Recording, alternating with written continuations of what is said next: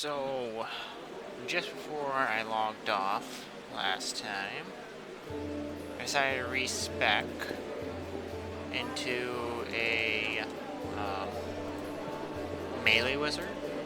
So most of my damage will be coming up close, but I'll have spells that I can cast to, uh, like, augment or kind of pair alongside in combat. Alright, so talk with this guy. Shall we go yet? Yep, I already kind of traded with him. So, who are you? The albino slowly takes your measure with his red eyes, and finally, with a gentle sigh, says,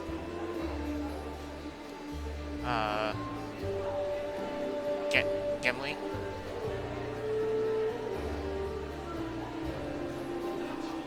Or is it Gemmel? Gemmel Hawks? A vampire? Really? No. How'd you end up in the Crusader City? How did I end up here? How did you, or them? The world is big, but still there isn't a place for everyone. People who no longer have a life anywhere else, they end up here.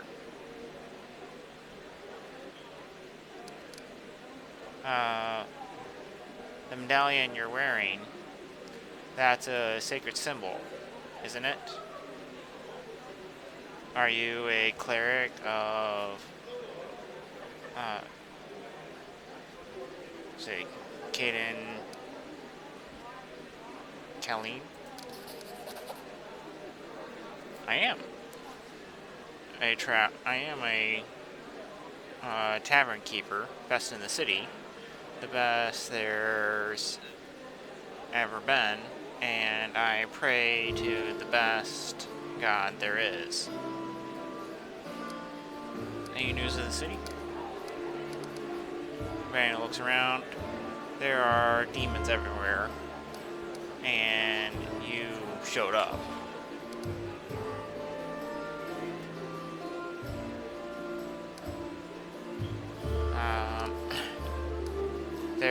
Are there any places in the city worth visiting? If you mean places that normal people usually stay well away from, then there are plenty, like the Pitaxen wine cellar. Gemmel pauses for effect, like the name of the place alone would make you quiver in fear.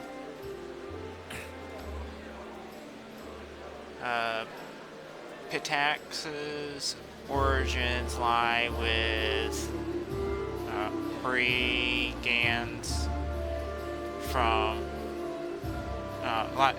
brigands from their neighborhood to the north.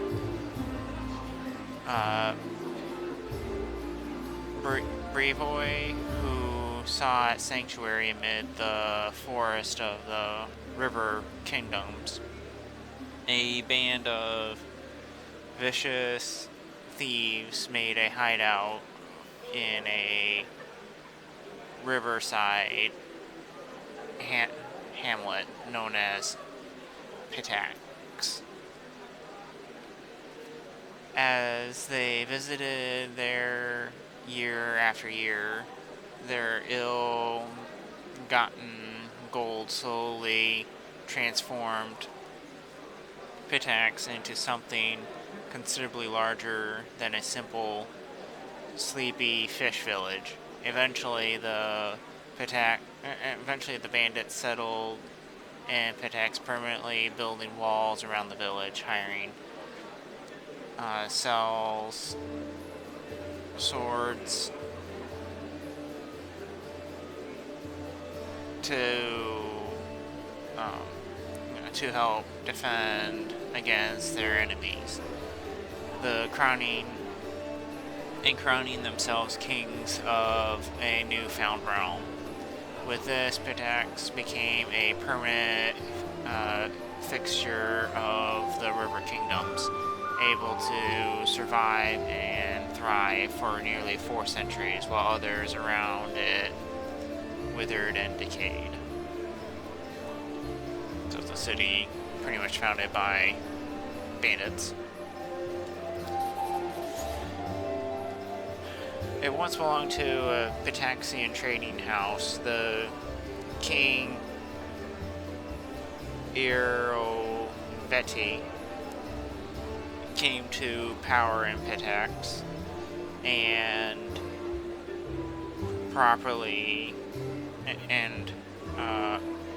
property started changing hands. Soon after, the seller's shop, an assistant, was found in a ditch.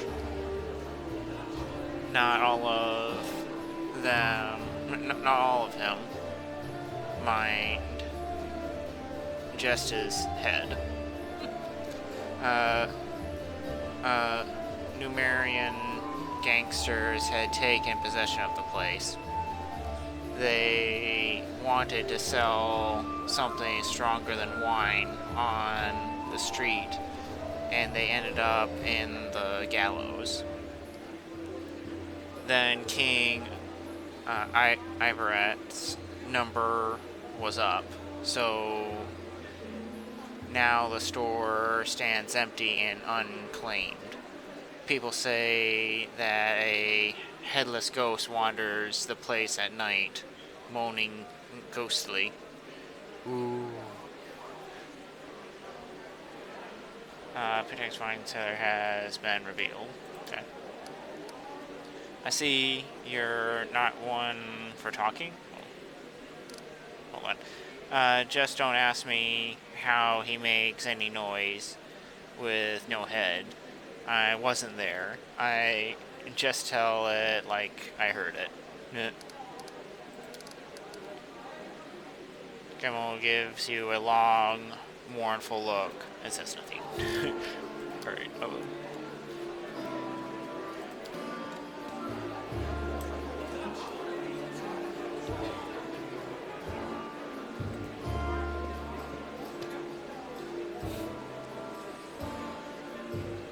Alright, Staunton Vein. The dwarf resembles an abandoned citadel, one whose high, crumbling walls are still holding fast, but whose empty,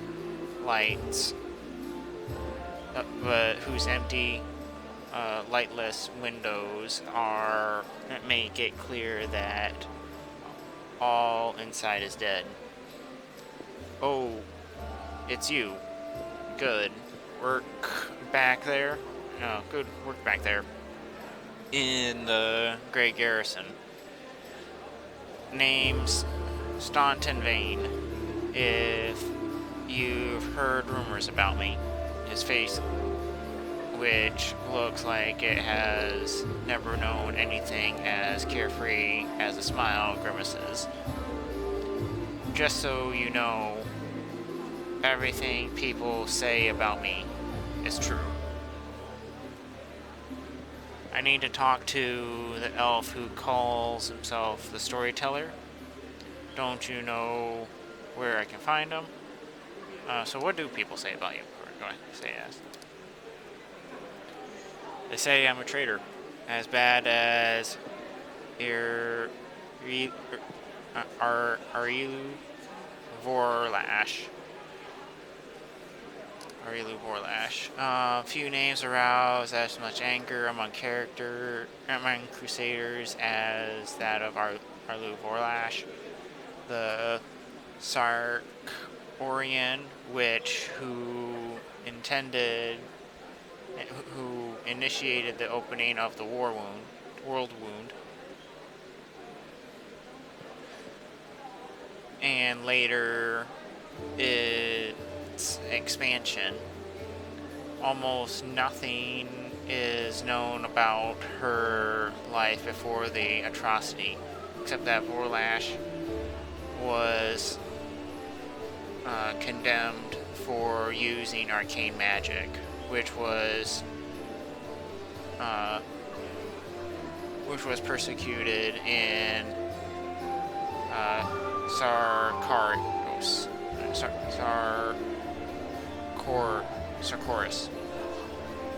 and imprisoned in the Tower of Thracehold near the city of Iz. This is where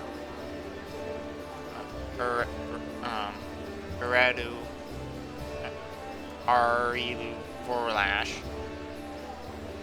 conducted the ritual that paved the way for the demonic invasion, and left her land to be tormented by the demon lord Descari. By some mysterious means, the witch transformed herself, changing from an ordinary human into a half-demon. Over the following century, Crusaders encountered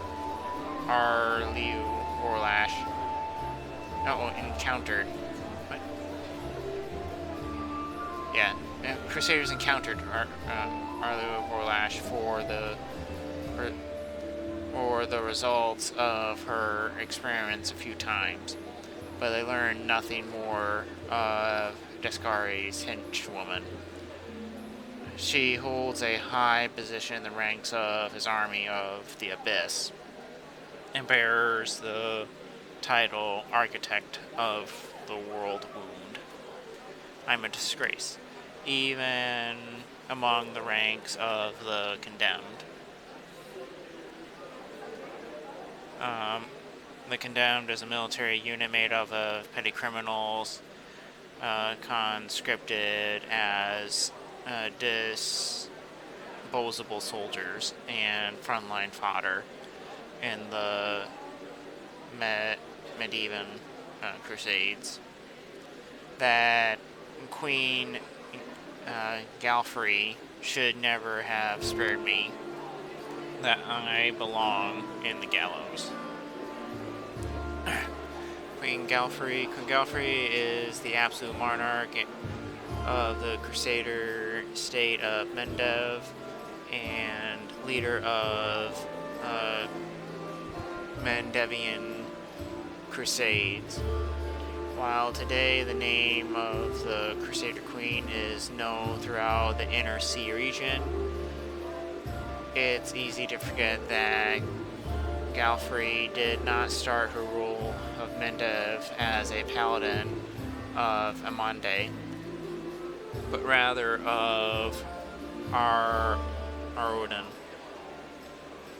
When the world wound opened and forever changed Mendev, Galfrey was still an untested young ruler who was forced to deal with the death of her god while simultaneously rallying her nation against the abyssal threat to the west.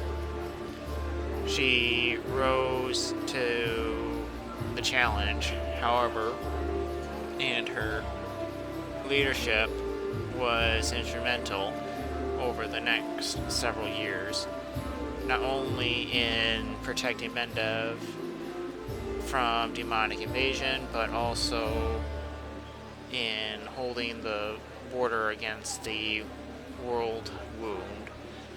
When the Church of Amande organized the First Crusade, it joined forces with Mendev to push back the demon armies. During these battles, Galfrey, time and time again, distinguished herself as with a keen grasp of tactics and skill at leadership. But this inspiration went both ways. In the Church of Amande, Galfrey found something to replace her lost faith. By the time the First Crusade ended with the apparent defeat of the demon armies, Galfrey had converted and became a worshipper of Amande, and had completely retrained herself as one of the inheritors,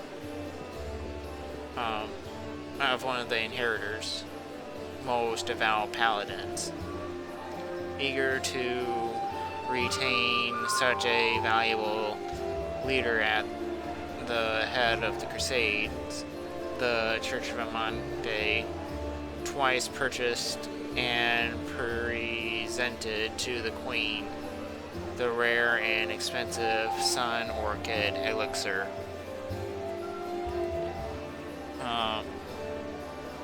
which extends mortal life beyond its unusual span. Thanks to this boon, the Queen has lived and led the Crusades for more than a century.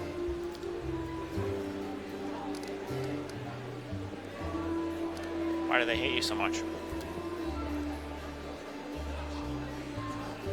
You really don't know? I'm the reason why the Crusade forces are holed up in the fortress on the edge of the war wound. Instead of bringing the fight to the demons, we used to have a foothold in the wound. The mighty, unassailable city of Dresden. We used to have it until it fell, and all because of my stupidity. I gave the enemy our main citadel. I was tired. They wanted to execute me, and rightly so, but the Queen intervened. She said that I could live and fight in order to undo what I had done. So that's how I live.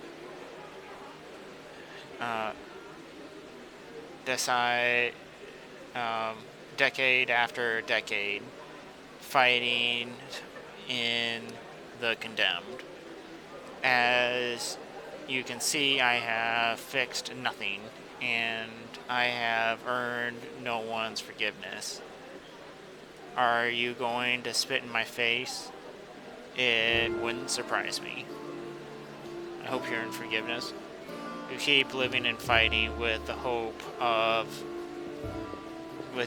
anything better, because that's what the Queen ordered you to do. There is honor in that.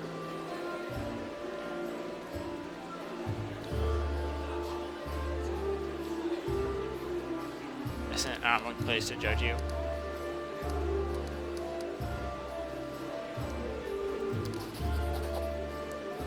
Thank you from the depths of my soul. I thank you. But if I haven't had hope for a long, long time, you performed action. That was good.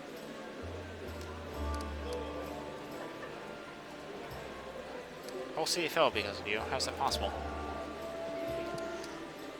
What do you mean, how?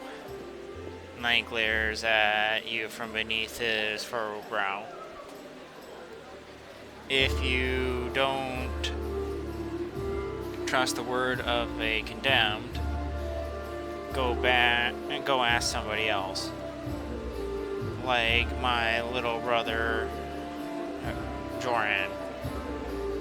And if you still don't believe it,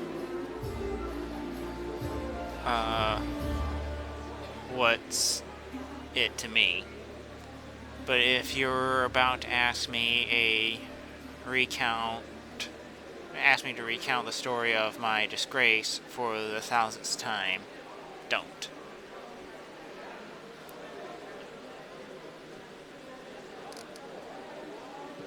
You really don't have any friends?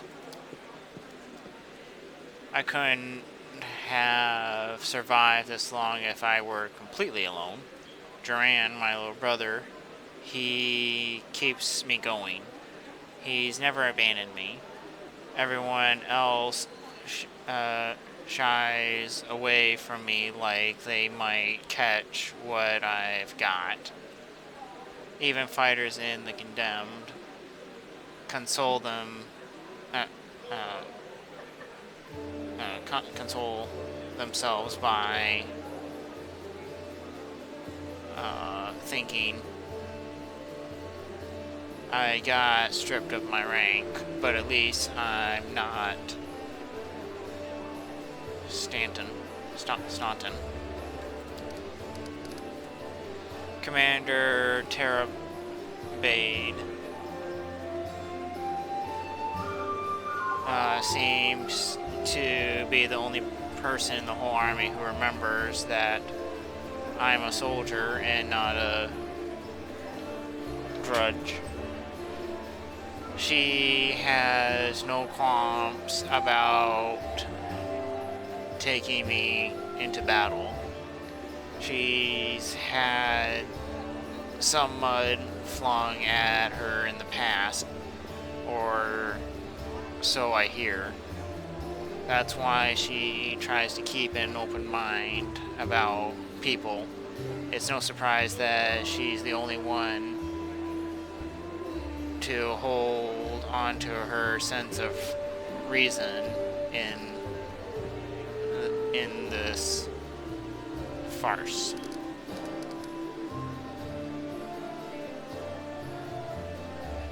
So many years in the Condemned. Surely you've paid your penance by now.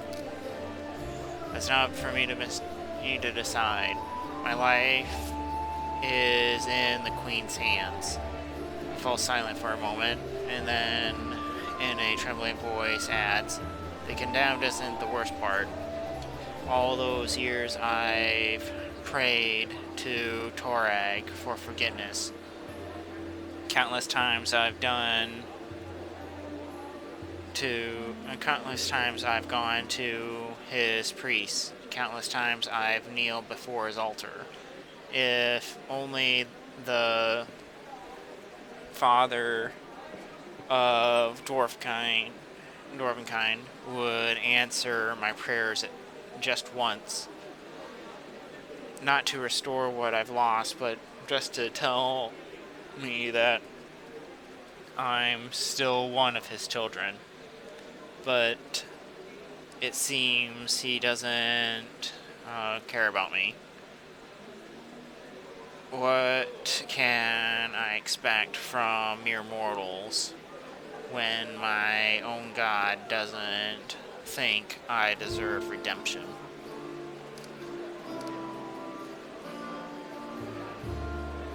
I've seen how the other soldiers treat you. What about it? Dwarf's tone makes it clear that he has no interest in your answer.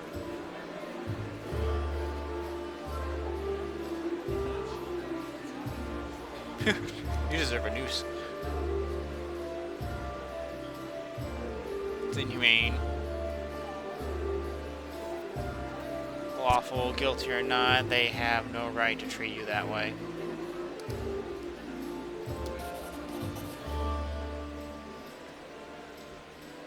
What rights does a traitor have? I need to talk to the elf who calls himself the Storyteller. Do you know where I can find him?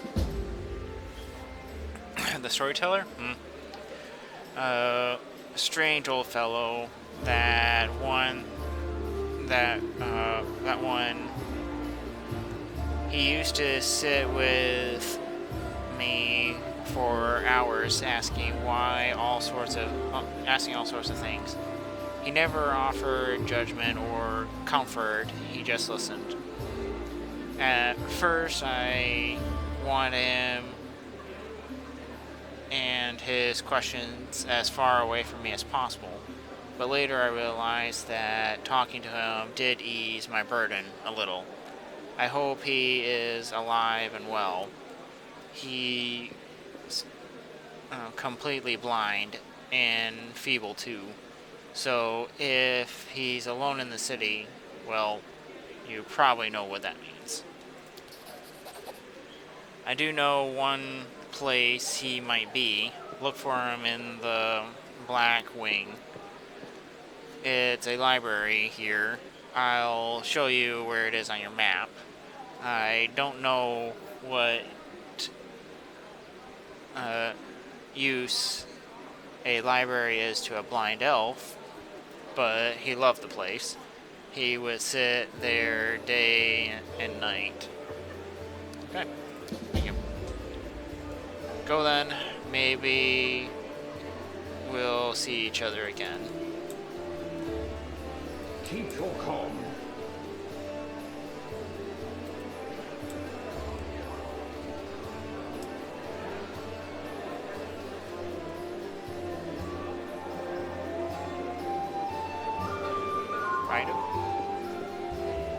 I believe that help is already on the way.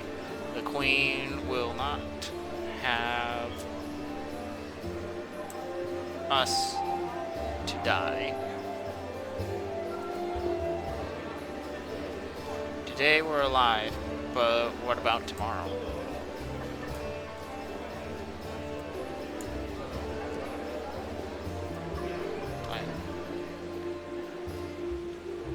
Anyway, here for a chat. I've been waiting for you to come and see what strange beast you've taken into your party.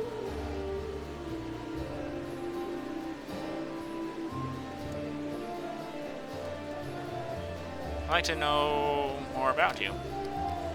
Let me guess. Your first question is, can you wear a hat with one horn? Am I right? You speak common pretty much better than the rest of your tribe. Funny enough, common isn't that common underground.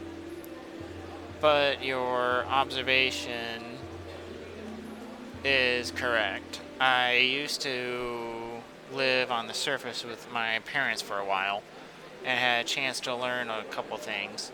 The language and the fact that every peasant who sees my scaly mug screams, "Demon!" and runs away. I don't know if you're interested, but my mom wasn't from the underground tribe. She was a smuggler, the kind that used the dungeons and Canterbury's to secretly move and store goods. One time, two gangs couldn't agree on how to share a prime cut, got into a fight, and the winners threw the losers down a hole, dead and living alike. My dad went to check if the corpses had anything useful on them, and he found a girl from the surface barely clinging to life, and incredibly feeling sparked between them. Or maybe the girl just liked men with scales and a cat nose. That might be it. One way or another, he got her back on her feet, and later even left his home caves. She left her smuggling behind, and they began an honest life together. That's a delightful story of how old man came into this world. The next chapter, however, my family and I never stayed in one place for long. We lived sometimes on the surface, sometimes underground. We couldn't find a place to call home. Living in the caves was hard on my mom, and my dad's appearance raised too many questions in Mendev. They're at war against the demons, after all. In the end, my parents decided to stop making each other's life miserable and separated. My father and I returned to our tribe. I think the peasants screaming demon had something to do with it. Or maybe Dad just couldn't stand life without rat tail soup. I wouldn't rule out the possibility. Did you come with me so you could see the surface again? No, that wasn't it. I just didn't have much patience for certain types of creatures, demons, I mean. If they want to destroy Kennebrus, I'll be on the side of the people they're attacking. Good. Lan, you're my companion, and companions should trust each other. I'm counting on you to give me an honest answer, not excuses. I guess you're right. I shouldn't have been so elusive. It's just that some things are hard to talk about. My family, for example. My birth helped take me, turned out to be a great misfortune for my parents. All because I'm relatively healthy. I'm the best thing that came from a marriage between a cave-dwelling Mongol and someone from the surface. A healthy child with the right number of hands and feet, no apparent defects, no missing organs or other problems. They saw hope in me, so risked having more children. They thought it would somehow be alright. I could have had 4 brothers. The first was born 2 years after me and died 3 years later. He didn't have a nose, nothing even remotely resembling one. He could only breathe through his mouth. Mom and Dad were afraid to take their eyes off him, for fear he'd choke and suffocate on something. But in the end, it was his weak heart that killed him. Then there was another pregnancy and birth. I pretended I was sleeping, but snuck out of my bedroom to listen under the door. All those hours. It was very strange, but I never heard the newborn screaming. Mom moaning, yes. The priestess praying. Then I dared to open the door a little and look inside. The priestess stood there, very pale. One of them was holding something, a small object that fit in his palm. He asked, "Do you know what this is?" And the other said, "I think it's a head."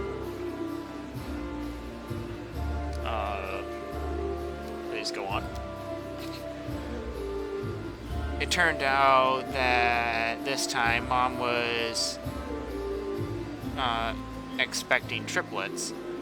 The first of the babies was born in pieces, and the two others didn't live long enough to draw their first breath. About 3 weeks later, my father took me to the caves. He didn't want to leave.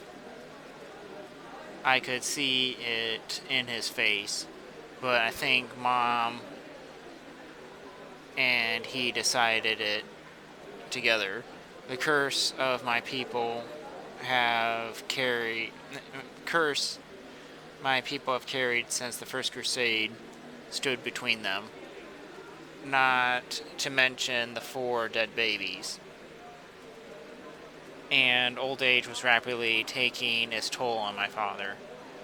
After we returned to the cave, he only lived another 4 years. So if you're asking me why I decided to go up with you to the surface and join the Crusaders, well, the answer is I've always wanted to. I was afraid to leave my tribe, but it always haunted me that I'd die in a world where 4 crusades could do nothing to stop the beasts from the abyss, and the number of victims kept growing. I wanted to change that, or at least try to. And if changing things is too much to ask, then at least give a little revenge. The ones who are behind the world wound owe me a great debt.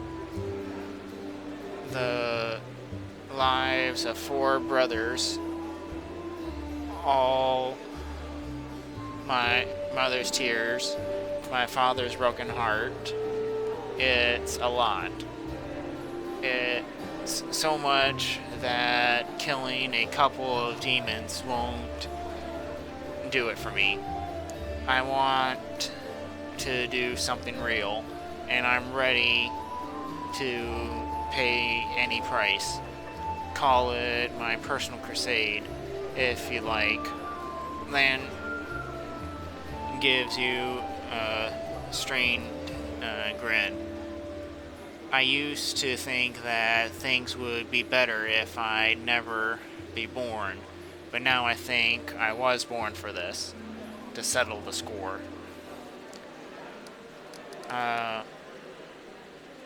Would you like to find your mother? No. The word flies from lion's mouth faster than an arrow. Then after a pause, he continues, I don't want to meet her, not because I feel any resentment. It's just that she's a half-elf. She's barely got her gray hair, and I'll be a ramshackle old man. She's buried enough children. There's no need to make her witness the death of another one. I hope you understand.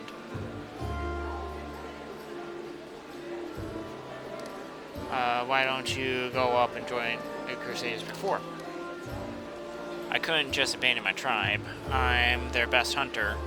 They'll have it much harder without me. But now that the demons have nearly destroyed Canterbury's, and the caves almost collapse on our heads, sitting and waiting it out just isn't an option anymore. Anyway, I'm more useful up here than I am down there. Plus, the chef let me go. The chief let me go. Which means my debt to the tribe has been paid.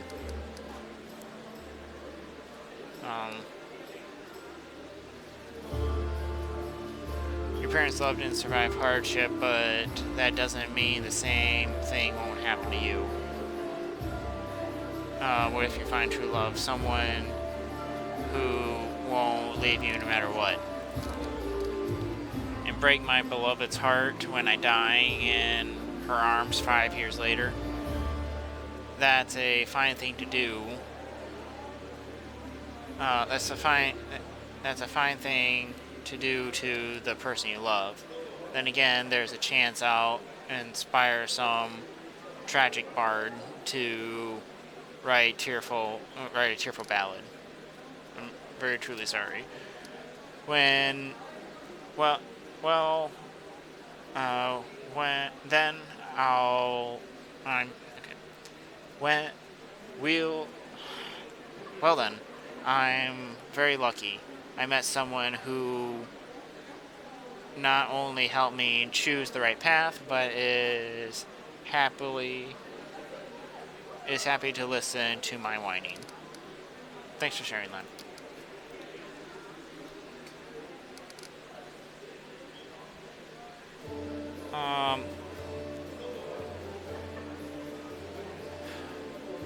Mongols have short lifespans. But you don't look like you're getting old or dying. How old are you? I am as old as I look. No surprises there. But still, Saul, he's 10 years older than me. I remember him back when he was a fearsome warrior. And day by day, I watched him turn into an old man. Him and my father. It happens very quickly. First, you miss a shot because you don't see the target as clearly as you used to. You think it's because your eyes are tired. You tell yourself it'll be better tomorrow. Then you notice you're having trouble breathing. That climbing is harder than before. Your finger stops bending. You have to tie your sword to your hand. You can't even put on your glaives without help. Greaves without help. When you're washing your face in a stream, sometimes you catch sight of a gray-haired, wrinkled old man you don't recognize, and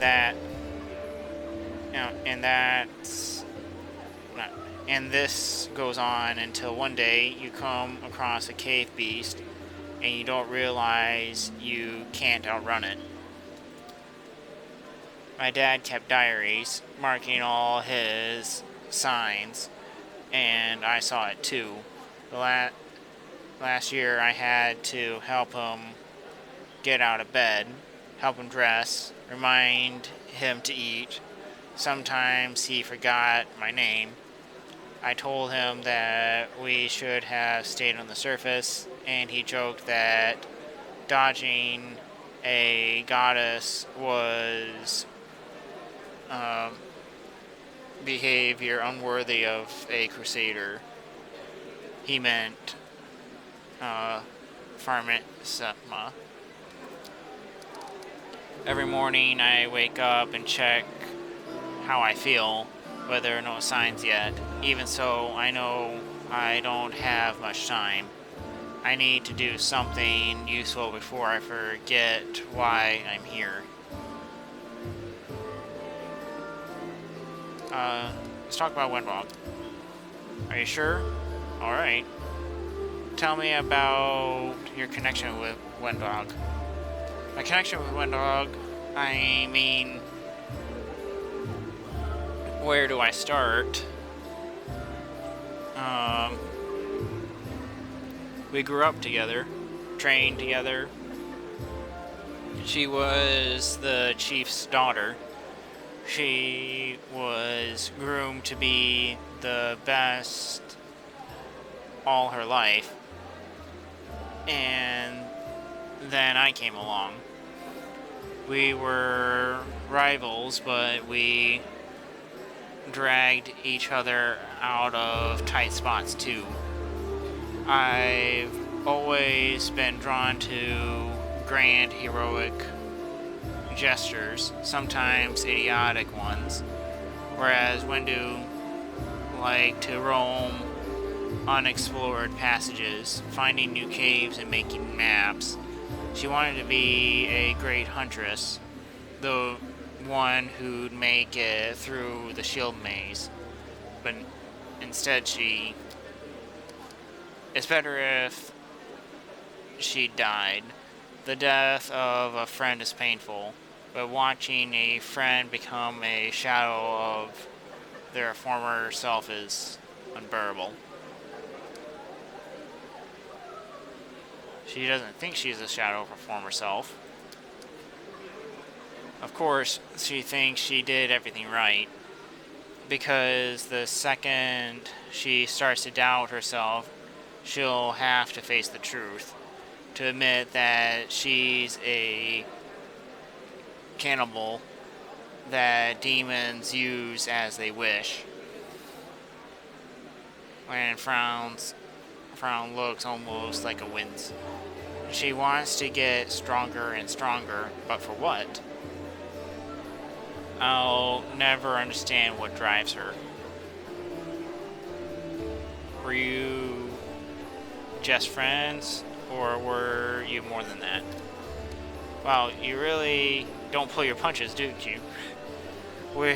There was a time when I asked myself the same question. Wendell knew me better than anyone.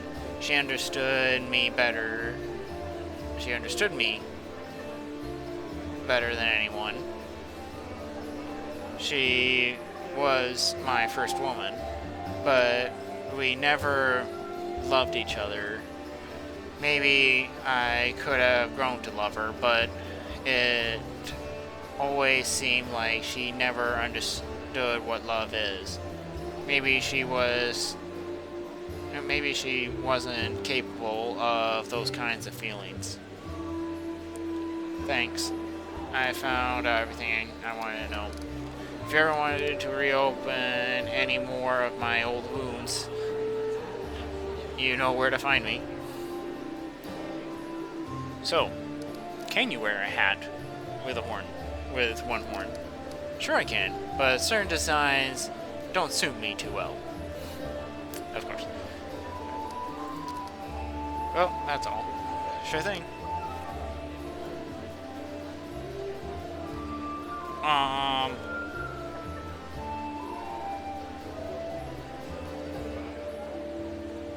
You say you were prepared to risk your life.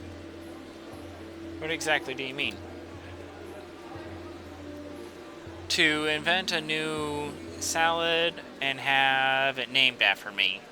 Truth be told, I don't know. It would be much easier if all I really wanted was to kill demons, then a few more demons, then more demons after that. Good honest rage and no needless brooding. I think I actually envy the warriors who can live like that. But I can't. If life's taught me anything, it's that there are no easy choices. Dying a glorious death isn't enough. Some heroes of the Crusades did that and also saved entire settlements. Erected the ward stones. Their actions kept the lands of Mendev safe for decades. That's what I want for my dumb, short life to be meant something. You think I've had an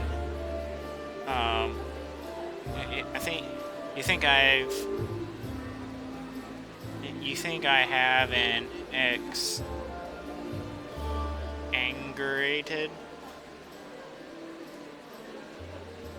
opinion of myself. Exaggerated. Okay. You think I have an exaggerated opinion of myself? Some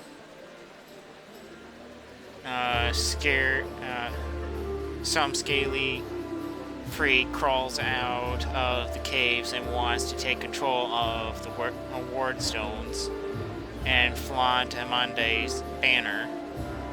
Any fool can change at the front lines of the demonic armies and die there. Charge at the front lines and die there. But what good will that do? I want something meaningful, you know? Even if I have to pay the highest price, especially if I have to pay it. There are plenty of worthier people who need to survive this war, and tell everyone else what nutcases we were.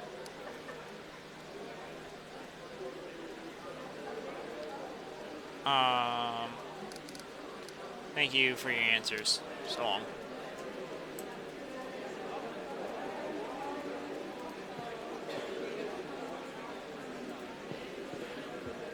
Sheila? Hey there. During that march through the dungeon, we never got the chance to exchange a proper greeting. It's high time I shake your hand. I'd like to know more about you. Of course, ask anything, I'll answer honestly. Tell me about yourself. Where are you from? I'm a little bit from Geb, a little bit from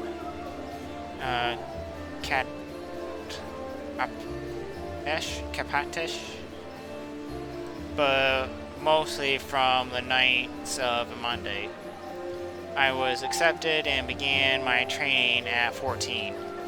I belong to their ranks more than I belong to any other place. You've come to Mendov by a long road, haven't you? A very long one. A traveler isn't expected to have amusing stories. Unfortunately, I have only 3 tales of interest, and I'd like to save them for our next feast. Otherwise, I won't have anything to show for myself when it's time to start bragging. And that just won't do, especially since I'll win the night with my cautionary tale of a battle of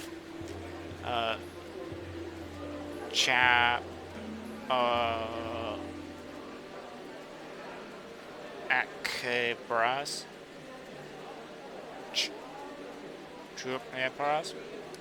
Knowledge, Arcania. Apparently my guy knows what these are. I don't. Chakubras, fascinating. Can't they drink their victim's blood during combat and gain strength from it? Oh yes, and they do it very quickly. They bite one victim, suck out their blood, and then shake their next victim, and then strike their next victim quick as lightning. But now you've tricked me, and I have started telling the tale. I may as well do it properly. Picture a small town in Caldera, and down in the dungeon there's 2 murderers waiting to be executed. The gallows are already built for them. The ropes be bought. The ropes been bought, but sometimes life takes a surprising turn. Suddenly, a paladin of Amande appears in the doorway and offers the murderers a deal. If they go with her to fight some monsters, they'll live. If they survive, that is. There's a big difference between imminent death and probable death, with a glimmer of hope, wouldn't you say? So here we're so here we are traveling through the desert. Me and my friend, a priestess of Sar a Saruman, along with a little rat folk fellow who'd asked for our help, and the two cutthroats. We get to the rat folk village and see their bodies lying around, all drained dry. We figured we'd have to fight vampires. That's how the little rat folk describe the monsters who attacked their village. That's why we went in all brazen, like the sun was high and the vampires couldn't attack us until dusk. But we never got a chance to look around. Black shadows, quick as the wind, attacked us from all sides. Not vampires, but chupacabras. One of the lads we pulled from the gallows was killed right away. The second one ran for his life. That left me, the rat folk, and Kyra. That was the name of the priestess. And we all steeled ourselves for the fight of our lives. And just when we thought the end had come, with the chupacabras surrounding me like a pack of dogs around a bear, our ratfolk friend wounded and down, and the teeth of the quickest of those blasted monsters clenched on Kyra's shoulder. Right then, when all hope was lost, the other lad from the gallows suddenly comes running back. He kills the beast, attacking Kyra. I'm sure you know what a turning point in a fight looks like. Well, that was it. A moment before we were lost, and a moment later we had it back under control. The chupacabras dropped dead one by one. The little rat folk was reunited with his family, who were hiding in the basement. The priestess and I closed the eyes of the boy from the gallows who saved us. It was a shame he didn't survive the fight. May the gods keep his soul in its journey throughout the afterlife. Trevor was a fool. Could have easily fled. That's a good story. He could have died in disgrace in the gallows, but instead died a hero. and I'd fancy the stun earned him some points in his final judgment. It's smart to remember your journey isn't in death. Had it not been for that mercy, Milos, that was his name, would be hung from a noose, and me, Kyra, and all the rat folk could be dead in that village. Someone told me that a kind deed done by an unkind person is 100 times more precious, but by the same token, an evil done by a noble soul is 100 times more horrifying. That's what I really wanted to say. The Chupacabras were just a good starting point. What made you become a paladin of Amante? That's a serious question and a good one. You should ask it of your companions, but it's a long story. To start with, 12 years ago, I was nothing like the person I am now. I roamed the streets of Solku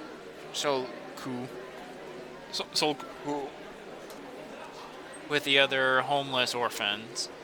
I stole, I fought, I was a hired sword for a bit.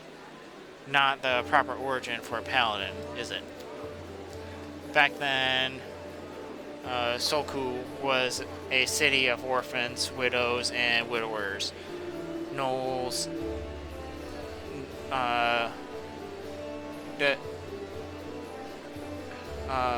disseminated the city regularly. My parents were among their victims. People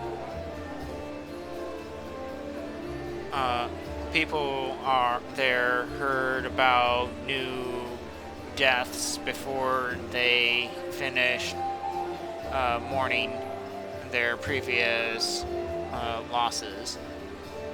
One day, a group of knights of Amande brought a glimmer of hope to the city, but while others saw them as survivors and protectors, I was busy pricing up their noble horses and their gleaming mithril armor, wondering just how much more of their pretty swords would fetch. A thief lives one day at a time. That's what they said. I was the type that never thought past the next job.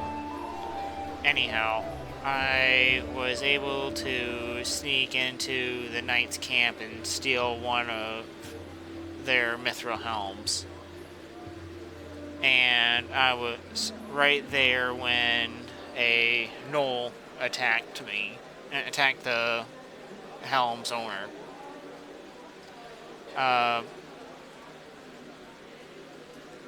Alchemy was her name, and dealt a blow to her unprotected head. A gnoll like all the others, she fiercely driven from the gates of Solku. That one blow was fatal, but who was really to blame for her death? The gnoll's attacker or the young thief named Sheila?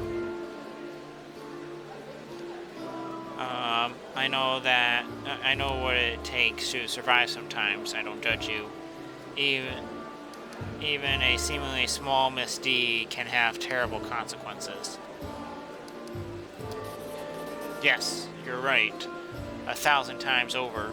I hate to say it, but I just don't see it, and just didn't see it back then. And if I had never gotten that lesson, my eyes would probably never be opened. Who knows what would have happened to me if it wasn't for Akemi's and her bravery. The daring and noble Akemi was a paladin of Amante, whose death inspired the young Sheila. Sheila honors her memory and treats her like her mentor, though they never once spoke. And her death. Maybe the world would know Sheila as a bandit, not a knight and protector of those in need. There's a saying I'd like to remember. People rarely find redemption on their own. Someone must show them the way. But you were asking what brought me into the ranks of Amande's warriors. We all chose the paladin's path for our own reasons. Some are guided by nobility of spirit, some by a desire to fight injustice. I became who I am through penance and a debt unpaid.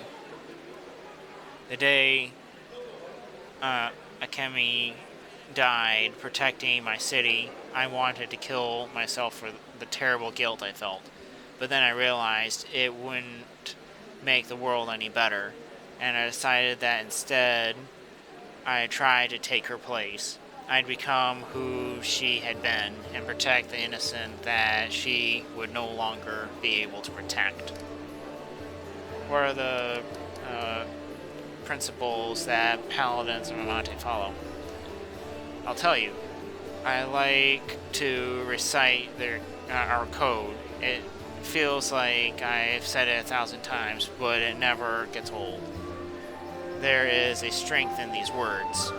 After pausing, she begins, her voice low and meditative.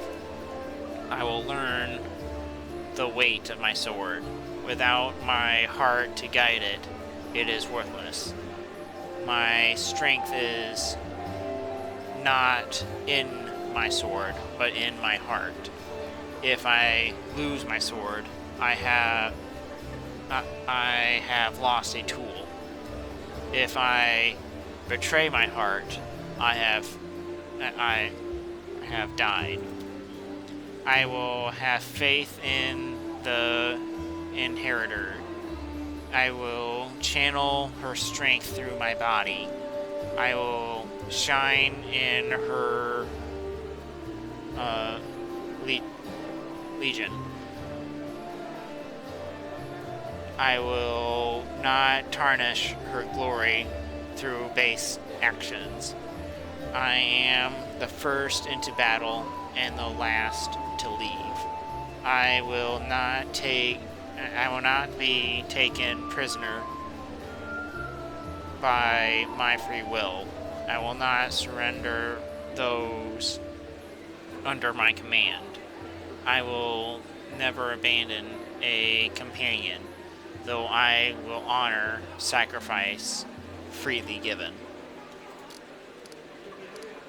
I will guard the honor of my fellows, both thought and deed. I will have faith in them. When in doubt, I may force my enemies to surrender, but I am responsible for their lives. I will never refuse a challenge from an equal. I will give honor to worthy enemies and contempt to the rest. I will suffer death before dishonor. I will be temperate in my actions and moderate in my behavior. I will strive to emulate Amante's perfection. When Discari attacked Canterbury's, everything seemed to be lost, but the first person I met after the catastrophe was you, my sister in faith. I believe this is a sign that Amante watches over us. I hope that's true, although, to be honest, our mentors used to warn us against being too eager to see messages from the goddess in every little thing. Being devout is all well and good, but you've got to rely on your own head. Thank you. I've learned everything I need to know.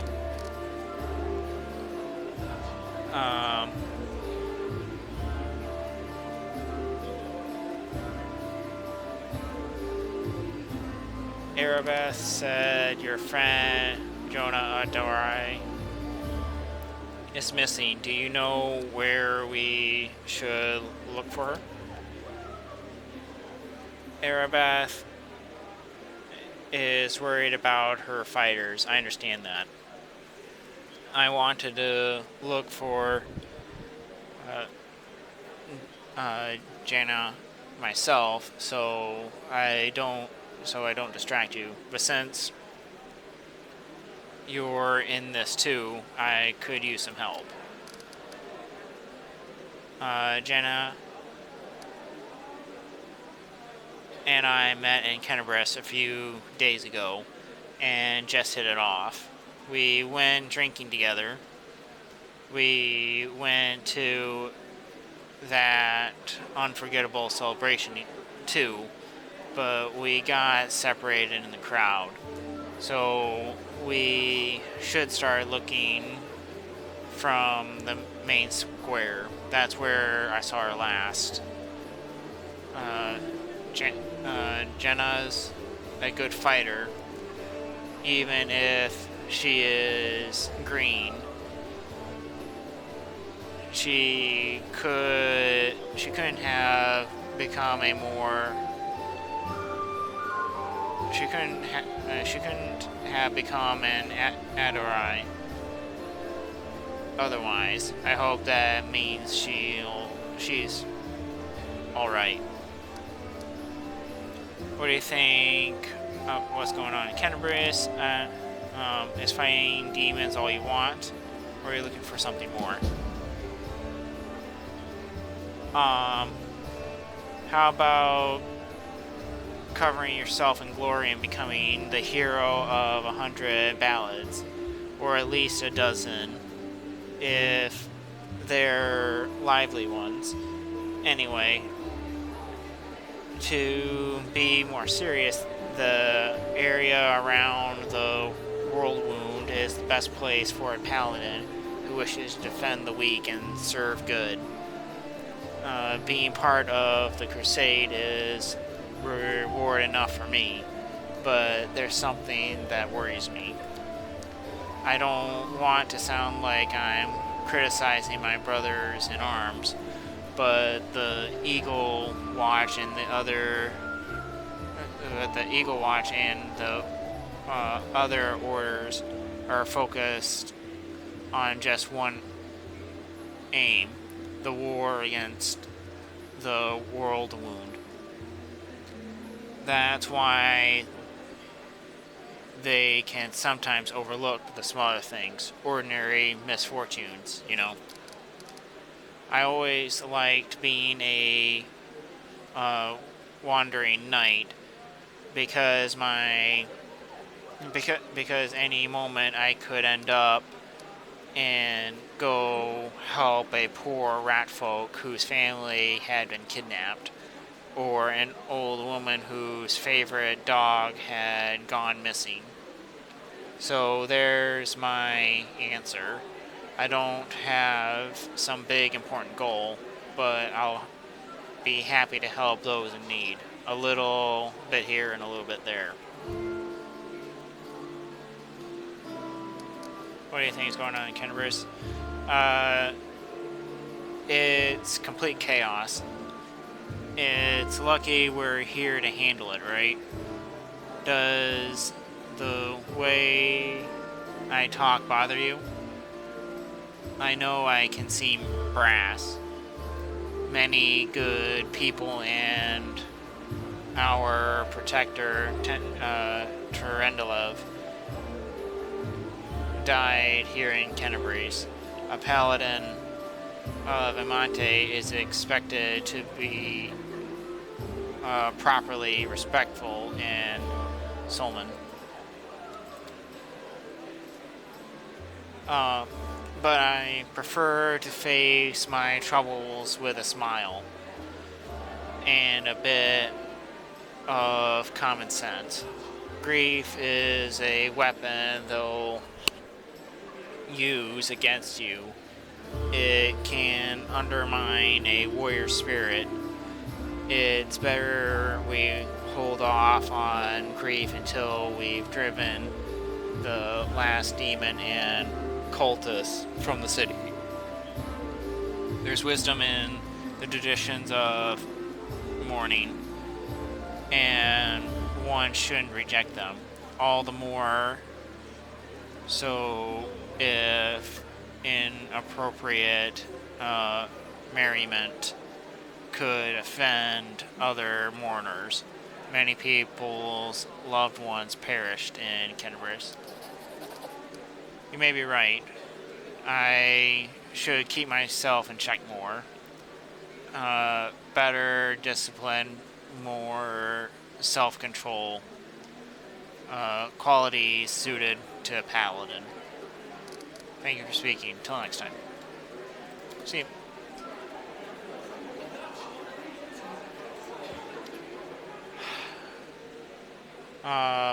Any success?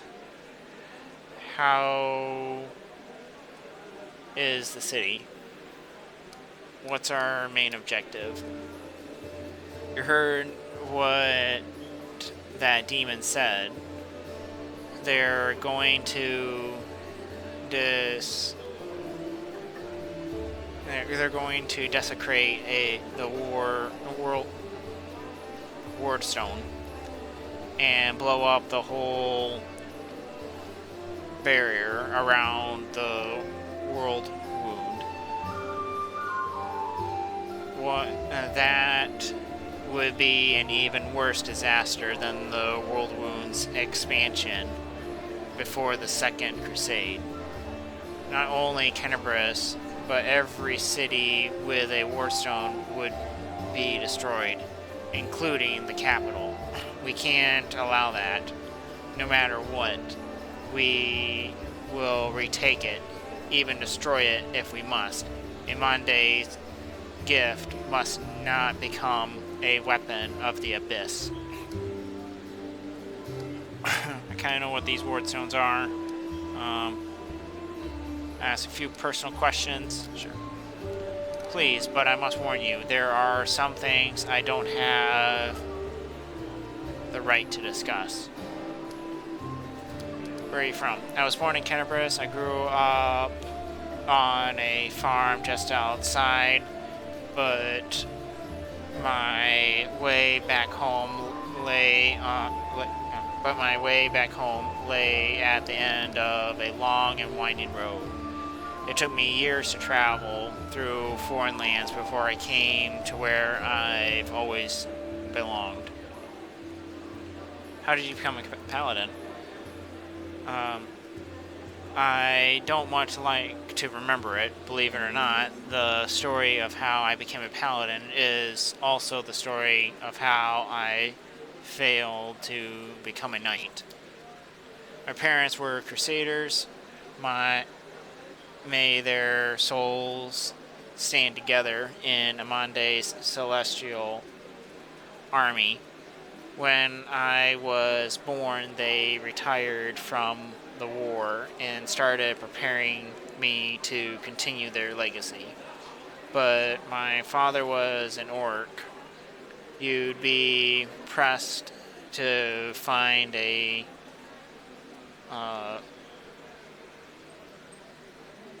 calmer, wiser, and more uh,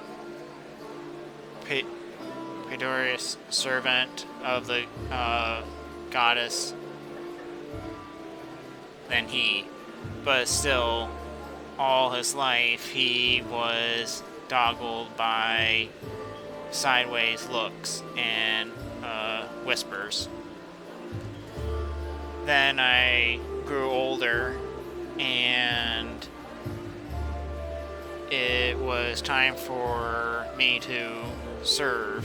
I decided anywhere but Kennebris, but that was where my father had served loyally, and his only reward had been injustice.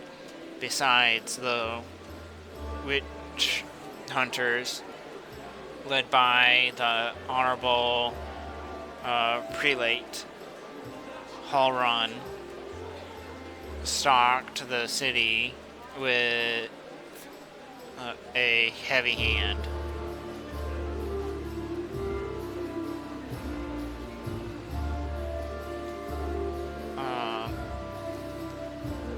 Witch hunts during the First Crusade, holy warriors streamed into Mendev, where they encountered Shalocians practicing their unique druid faith. The Crusaders mistook the wooden idols and rustic rituals for evidence of demonic influence. Groups of the witch hunters emerged from the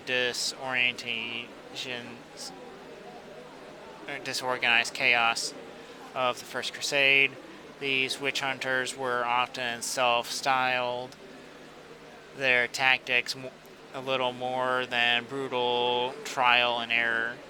The least bit of evidence would mark a target for investigation. A club foot, a thick accent, or even a suspicious absence of abnormalities. The witch hunter groups gained reputation for being cruel and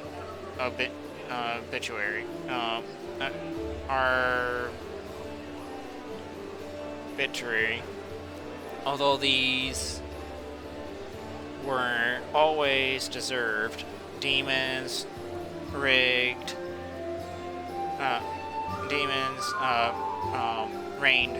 freely across the world wound. And often spilled into Mendev. Demonic possession did happen, though not nearly as often as the witch hunters claimed. Genuine witch hunters used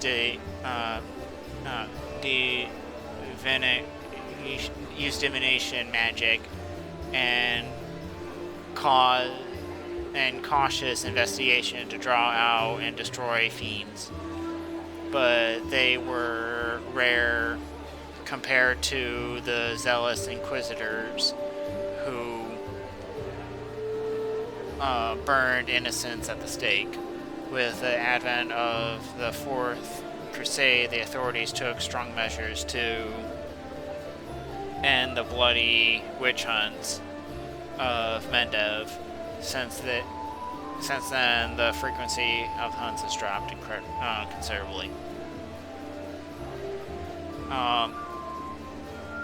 The heavy hand, who knows what they have done to a strange girl with green skin.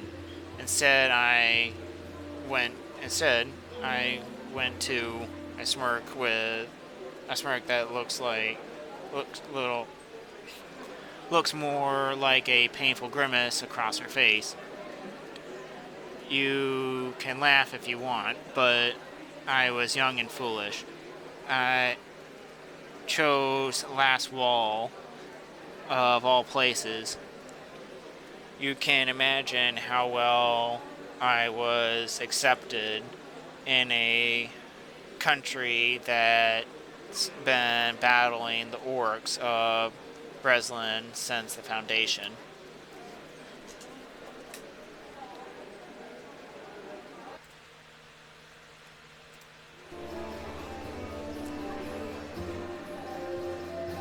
There were many more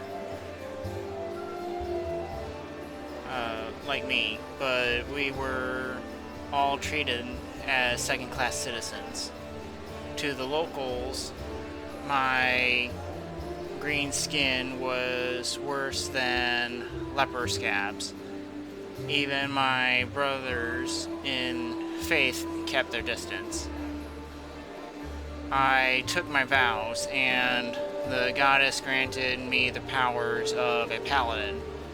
But even then, not a single order would accept me into their ranks. I spent another 6 months knocking on doors before I realized a simple truth. I serve Amante, not these people. I don't have to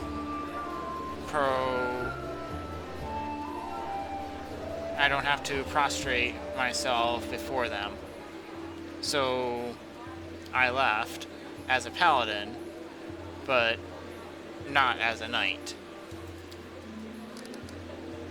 It's probably hard for you as a human to imagine what it's like when the very color of your skin and the fangs in your mouth make people on the street turn on their heel to avoid you. I mean no offense, of course.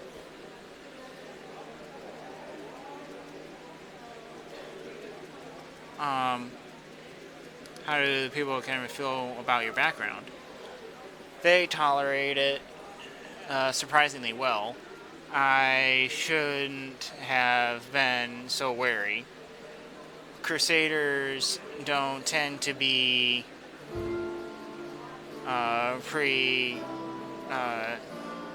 prejudicated as a rule. After all, heroes from all over the world, even from other continents, come here to fight the demons. Apparently, the people were only suspicious of full-blooded orcs. There were already many like me here, and we don't have any problems. Though the locals do have their suspicions. Mendev is as merciless as Last Wall. They just have a different set of victims. I keep seeing those same sideways looks and scrawls, hearing the familiar whispers, but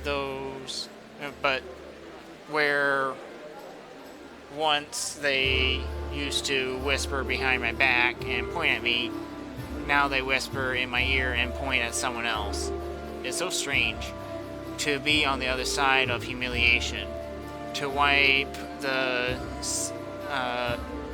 bit from your face and suddenly be invited to change position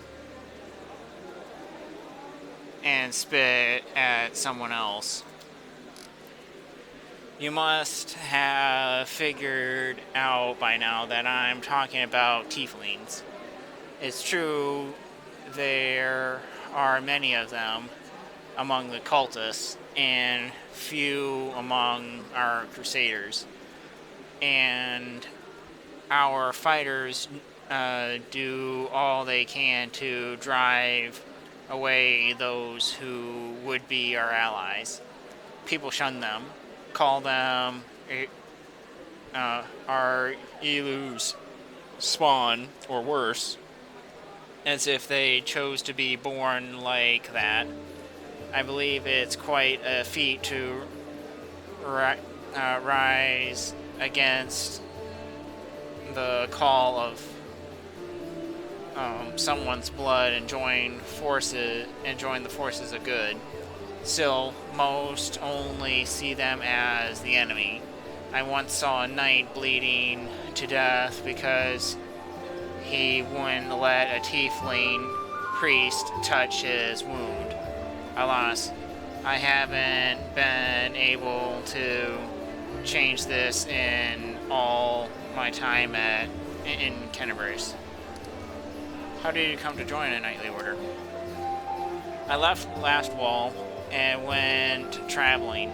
The goddess guided me, and my path led me to where arrow sits. Atrocities? Oh, atrocities. My path led me to where atrocities were happening. I often fought in exchange for gold, but never for unworthy aims, of course. I wandered the river kingdoms for a few years, killing monsters and tracking down criminals. Sometimes I thought I was just wasting time, that my true place was in Canterbury, but I pushed those thoughts away. I don't even want to think about going back, but in the end, divine providence had brought me to my senses. River Kingdoms have been a haven for inland pirates, anarchists, exiles, and anyone who can't seem to make it in more civilized nations. The kingdoms are by no means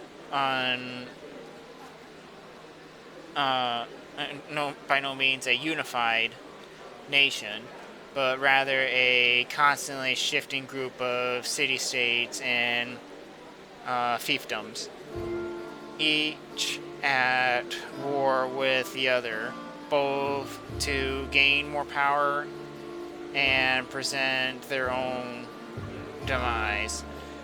The river kingdoms are located in the marshy lowlands of the Selene River Basin, where its three branches combine in their journey south to the inner sea.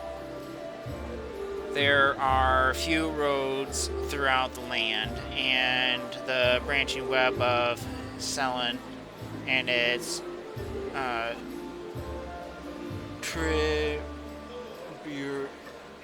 tributaries provide the primary means of transportation through and within the region.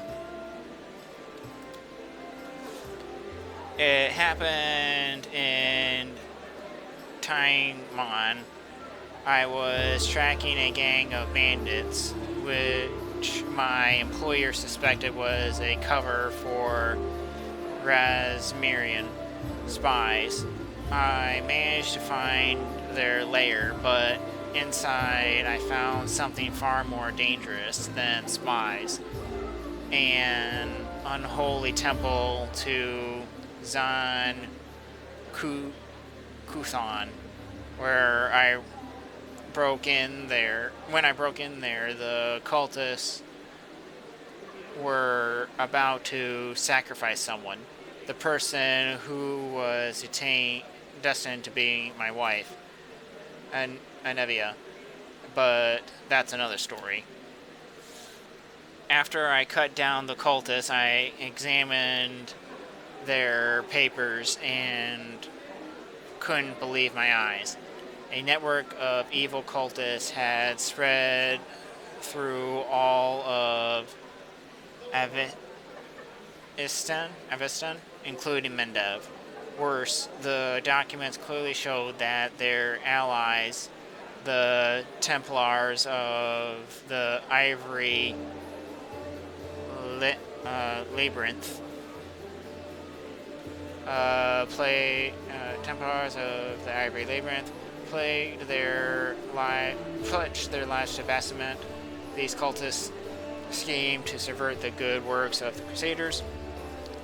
They caused trouble in Crusader camps, instigating fights and egging participants on to greater violence. They spread lies and sow the seeds of fear with voices sweetened by magic. Some have even assumed the roles of holy crusaders and risen in the ranks of other knightly orders, waiting their moment when their treachery can be used to achieve a most foul end. Infested by native convict, and were even among the ranks of the paladins. After that, delaying my homecoming would be tantamount to desertion. Luckily, I was no longer alone. Anevia was as eager to destroy the cultists as I was. Anevia and I hurried to Canterbury. We couldn't trust anyone. The papers indicated that the cultists had infiltrated everything. Luckily, I had some experience in investigation, and my beloved, the half-orc, smiles warmly. She knew her way around working locks, tailing people, and trading information with the city's bottom feeders. Soon we defeated, alas, not the whole Hydra, but a few of its heads. Do you know who turned out to be the leader of the cultists? The commander of the Eagle Watch. Can you imagine? While Prelate Halloran was chasing witches throughout the city, the witch hunts, the enemy had infiltrated the very border responsible for internal security. The scandal reached the ears of the Queen. At first, she planned to disband the order in disgrace, but then she offered its command to me and put its salvation in my hands. Of course, there was one small catch. I wasn't a knight, but I was made commander just the same, skipping the usual progression through the ranks. Tell me about Namibia. We met in Timon as I was wandering aimlessly from one ordeal to another. We returned to Canterbury together to expose the Templars of the Ivory Labyrinth. The day the Queen knighted me was the second happiest day of my life. First day was our wedding. But Anevia wasn't just my beloved. She's my staunchest ally. We share every victory and defeat. The best of me is alive thanks to her. Thank you for saving her back then. The day Canterbury fell before her return. The only thing giving me the strength to protect the defender's heart was the hope that I'd see her again. We are in your debt. Thank you for your answers. I guess I'll go down those. Where are they? They're the greatest treasure, the shield given to us. They're the greatest treasure. The shield given to us by Amate herself. the place in Kennebrus and other Debian cities and forests and fortresses by her herald. The chain of wardstones forms a protective barrier that stops the expansion of the world wound and keeps the demons from moving beyond its borders. I shudder to think what would happen if that barrier falls. Tell me about the Eagles Watch. It was a small order created to fight only demons, but also the enemy. Created not only to fight the demons, but also the enemy within. To maintain the purity of the paladin ranks, prevent heresy, and identify spies. It failed miserably at that. The Templars of the Ivory Labyrinth infiltrated it and formed their nest within its ranks. After the Queen entrusted me with leading the order, Nebia and I practically built it from scratch. We got rid of deadweight, people who weren't committed. We organized ways to transmit messages and orders safely. We introduced reliable ciphers. We found tactic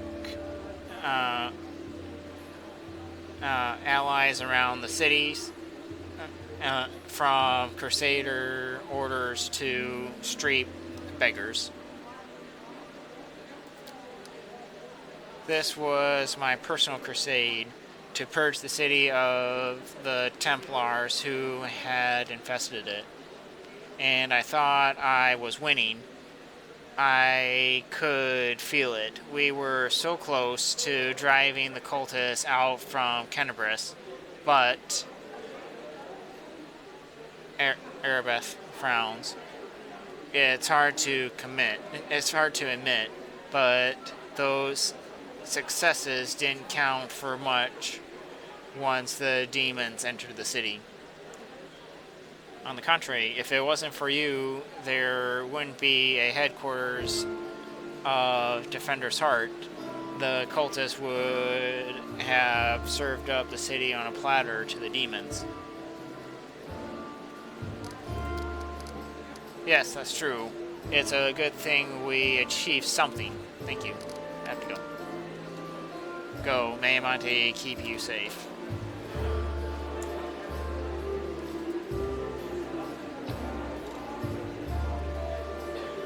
Spanner of Nightmares.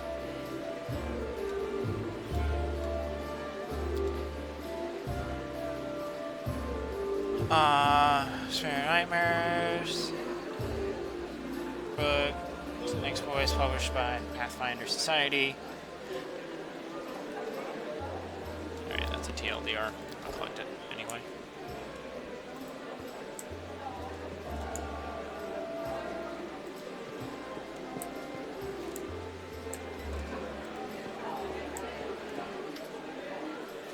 Looks over you pensively, toying with the snake-shaped amulet that dangles from her pale neck. Noticing your glance, she flashes you a cold, barely there smile. Greetings. It seems for a moment that she wants to say something else, but the pause grows too long, and she slips back into cautious silence. Tell me about yourself. You want to know about me? Then you already do. Why? Camilla arches a dainty brow. I talk to the spirits of this tormented land, and they guide me in battle. I'll help you fight the demons, and I swear that you can rely on me in this matter. Isn't that sufficient? Where did you learn to wield a rapier? I had good teachers, although they don't get all the credit. I am a most diligent student. Your amulet, it's quite unusual. Where'd you get it?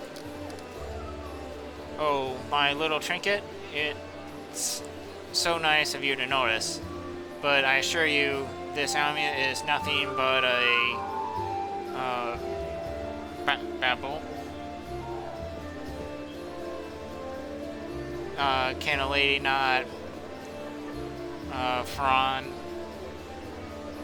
So, not be frown to beautiful, unless useless things. Oh, can a lady not be drawn? I don't know where the F came from. Can a lady not be drawn to beautiful, useless things?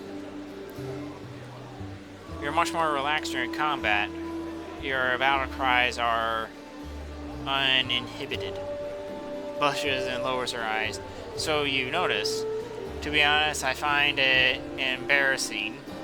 You see, being a shaman means having spirits of battle as my ever-present companions. In the heat of combat, they become rather vocal. Anyway, as much as I enjoy our delightful conversations, the spirits are calling me, and I must respond. Please excuse me. Camilla runs away, watching you from the corner of her eye. I want to keep talking. Greetings. Your speech tells me you're of noble birth. Camilla laughs her practiced musical laugh as she watches you from under lower lashes. You're most insightful, a fine quality you have. Camilla's laughter ends, and unbroken words hang in the silence. Still, I don't believe that being a noble birth does not give anyone the right to look down on others. Forgive me if my question disturbed you. I couldn't resist such a noble and beautiful lady. I'll stop bothering you immediately if talking to me upsets you. There's nothing wrong with being a noble. People are not born equal.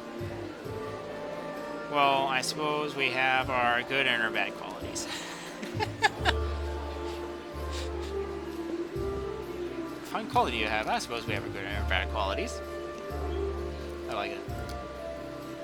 I would have pegged you for a philosopher. You wouldn't. You don't belong in my party. I have to go. We'll talk later. I won't keep you.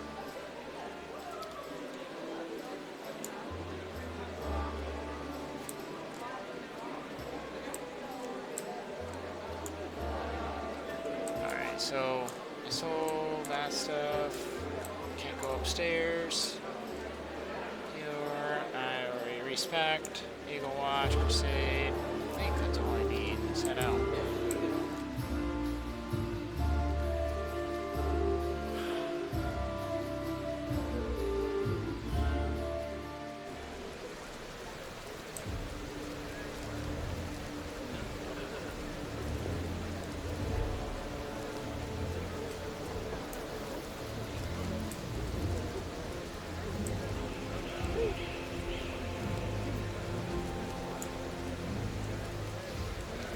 Something to expect there.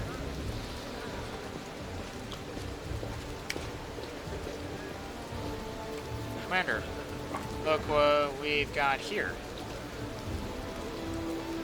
Are you too mad? Whatever possessed you to steal the gem? We didn't steal nothing, Commander. We saw the looters dragging it down the street. The shiny fellow belongs to the treasury. one. Try and see to it that no one lays so much as a finger on them.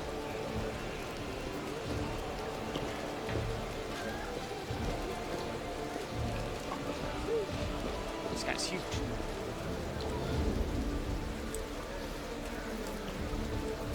Let's go inspect this. This place has been sanctified. It can protect the area around it from corruption of the abyss.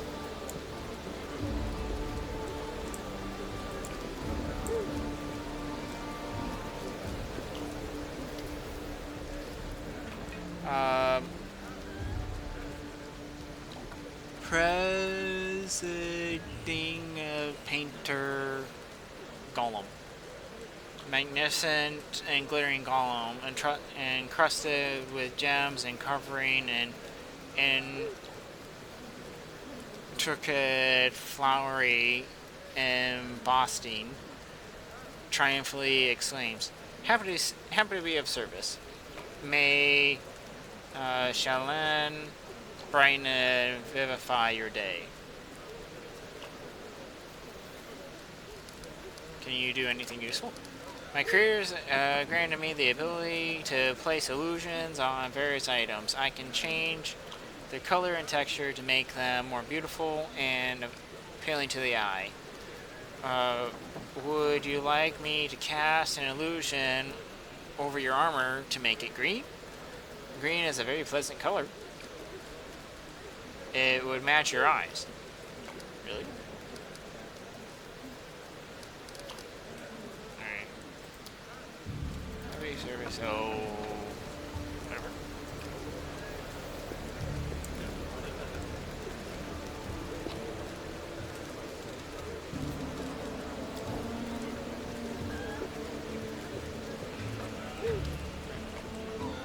Grizzled Dwarf turns a blade on its on his calloused hands, carefully inspecting its edge. When he sees you approaching, he sets the blade aside and greets you with a nod. New face in the city. You picked a good time to come to Canterbury. As you can see, we're in sore need of warriors. Are you Stanton Vane's brother? Yep. Where he goes, I go. That's how we've always done it. Even before the world wound. I forge armor, he goes into battle and breaks it. He brings it back to me, and I repair it and make it better than before. Everything's changed since then, of course, but that part has stayed the same. How is Stan to blame for the downfall of Dresden? I've told this story so many times already. Well, telling it one more time won't kill me. Blacksmith sighs. Dresden was built after the First Crusade, back when it seemed like victory was ours for the taking, and that demon invasion would soon be at an end. The population of old Sarcoris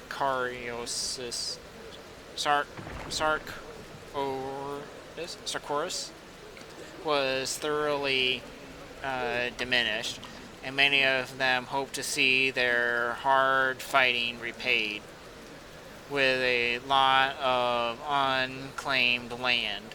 Dresden was a fortress built on all our hopes and on Mendev's ambitions, though you're not supposed to say that out loud. What a city it is. What a city it was, Dalinar. You can't even imagine. It was built by the finest engineers from the Five Kings Mountains. Queen Galfrey spared no expense. Dresden was meant to be the capital of the Crusade movement, a monument to its glory and a beacon of hope for all Galorian. Heroes were drawn here to seek fame and glory, and they came from all over. Taldor, Gargu, and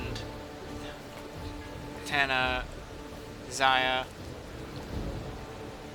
I can't list them all. Taldor,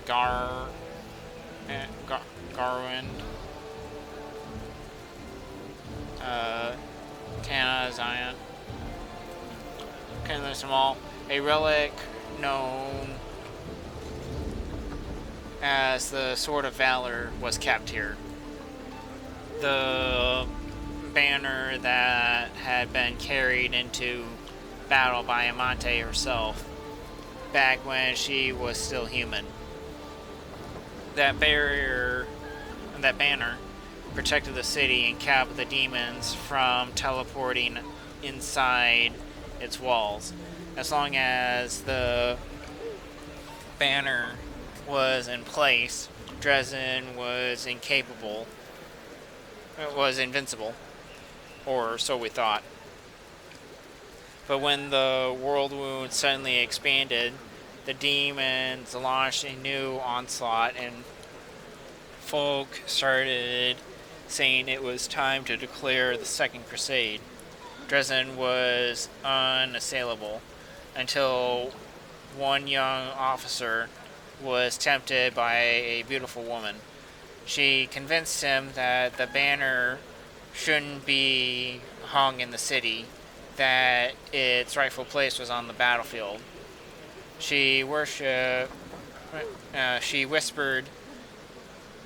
honey-eyed words of glory and valor, and convinced him that he could be a hero as great as Amante herself. And the poor fool believed her. He rounded up some of his hot-headed friends and carried the banner outside the city gates on an unauthorized foray. The demons slaughtered them within seconds, but for some reason the courageous ringleader was spared. A whole army teleported into Dresden. It was a bloodbath. As you can guess, the officer was called Staunton Vane, and the woman turned out to be a demon. Not just any demon, it was Mingao, the foul wretch. She's given us a lot of grief here in Canterbury, too. Just don't ask me what I was doing while my brother was off having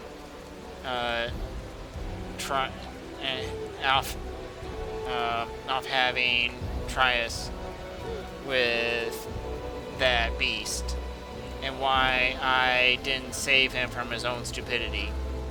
Blacksmith gestured as if to ward some inevitable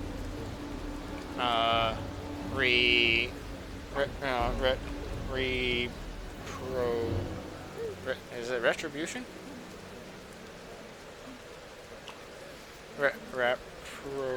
Reprobation. Reprobation. Who would have guessed it would end like this? I failed my brother. That's the truth. I blame myself every day, looking at his plight. So that's the story.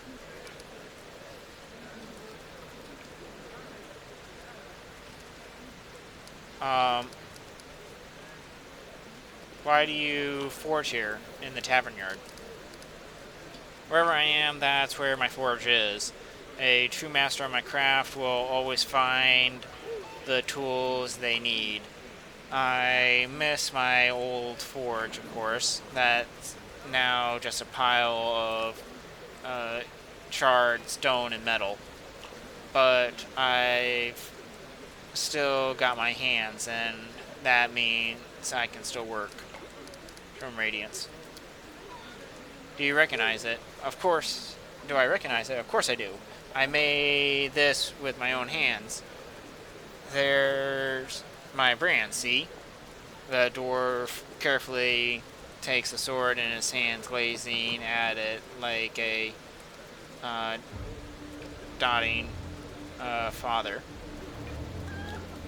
Uh, oh, you know, things have been tough without you, but at least we've still got your sword. That's something. Joran returns the sword to you. In battle, ordinary swords just get blunted. They break, but sometimes a weapon can preserve. I don't even know how to explain it. I'm I'm no authority on these things, but sometimes um, I'm no authority on these things, but something like an echo of the deeds done with that weapon, or more like the reflection of the wielder's soul. I don't know. I will say one thing: take care of that sword. You know, may uh, no longer be with us, but the demons will remember why they need to turn tail and run when they see Radiance. Ugh. The scabbard's still torn. We can't be having a fine sword like this being carried around in this tatty thing. I'll make you a new one if you'd like. If the city stands strong, we both survive, come see me again and I'll have it ready, no charge.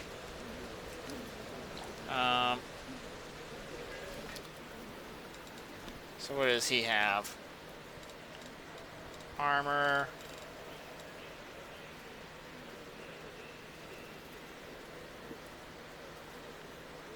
Rugged element grants the wearer a DR.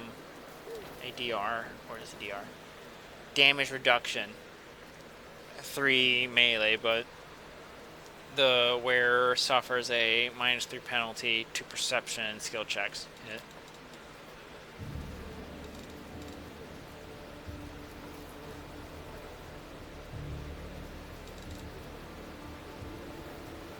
Oh, you know what? I think this is the money.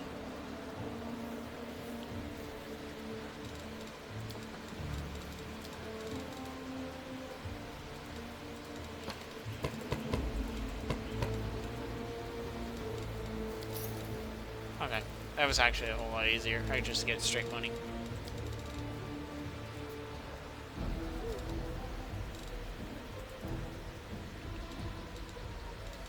Smasher.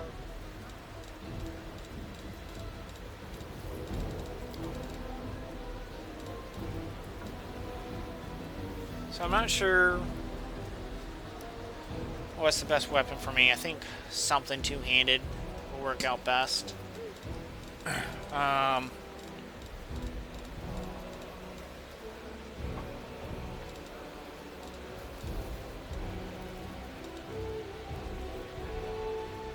Damage is a bit better.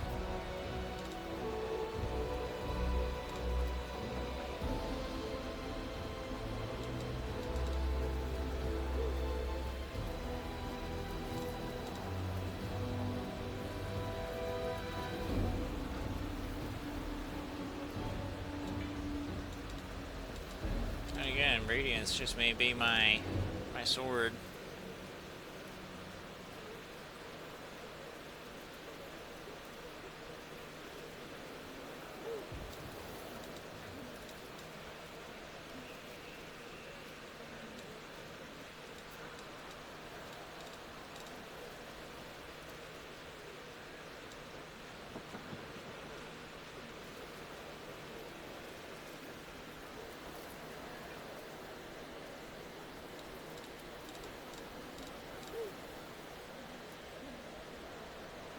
going next?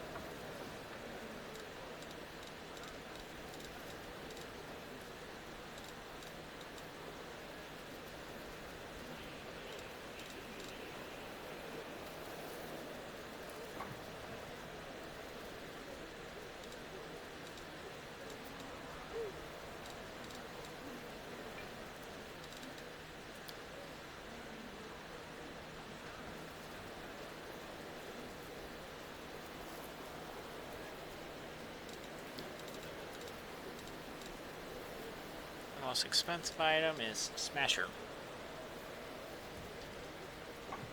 Two-handed Earthbreaker. These named weapons.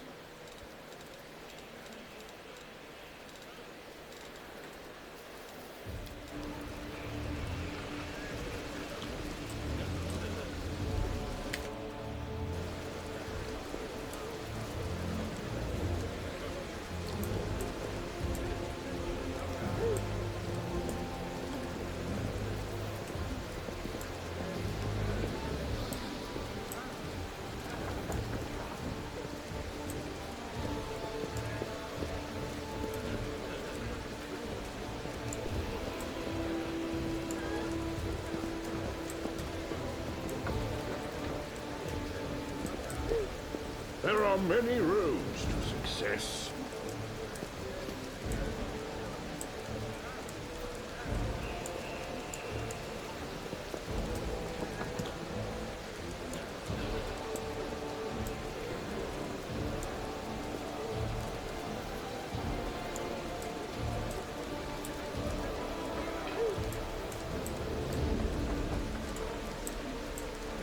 Well, I think that's all.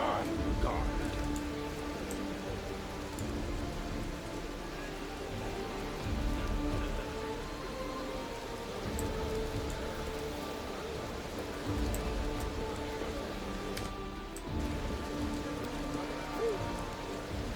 Alright, my companions, well, we're taking everyone.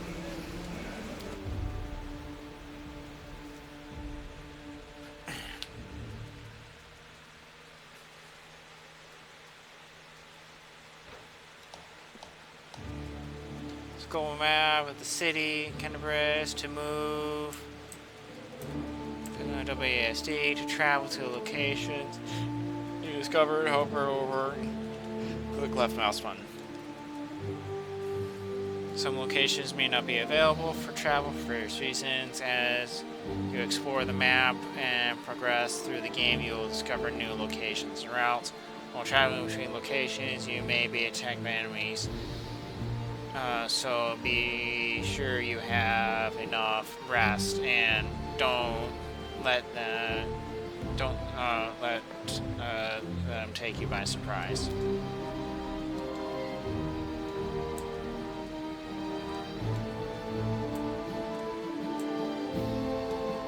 Well, let's go to the market square. The divided city, you've been to this location.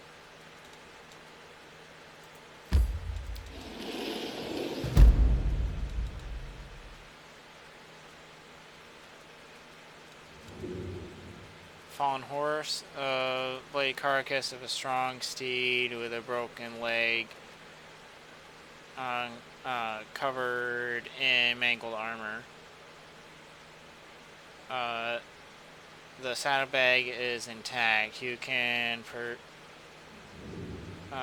procure some reagents for crafting consumables items.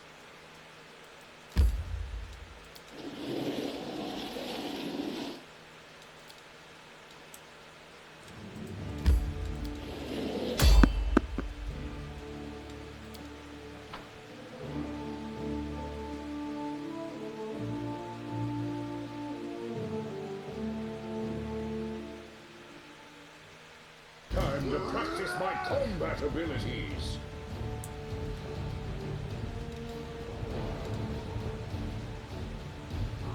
I'll just have to resort to brute force.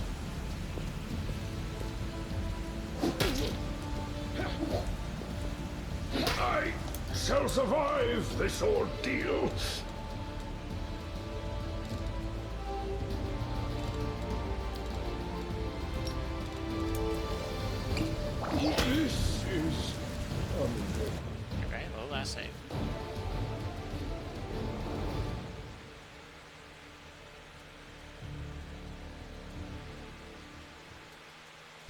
practice my combat abilities.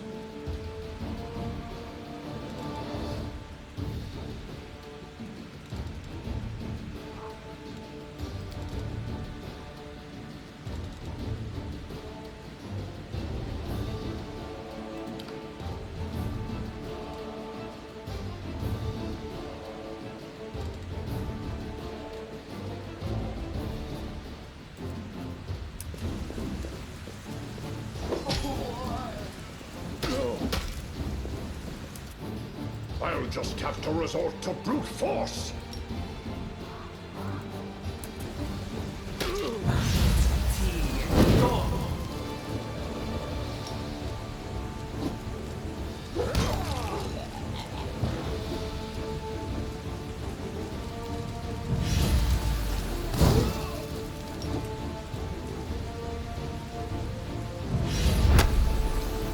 So it comes to this.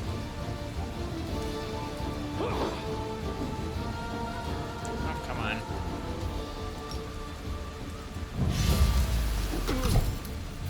You've made your choice.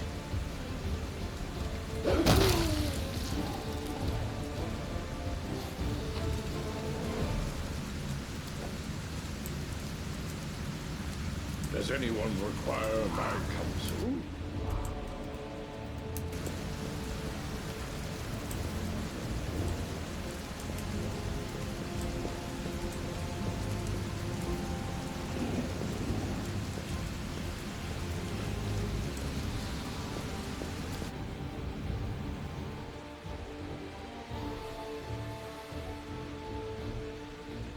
Where are my people, though?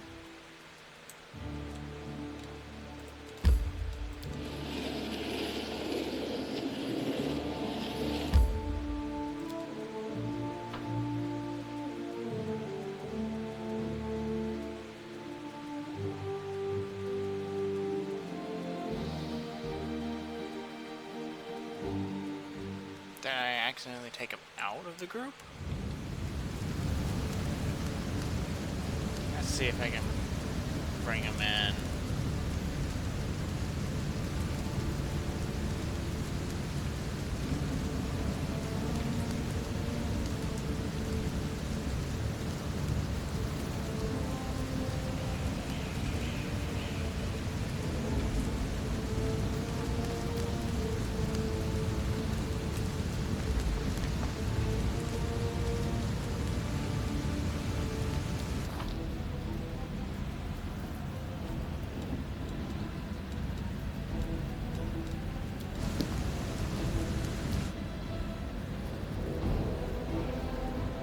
Or did I just leave him there?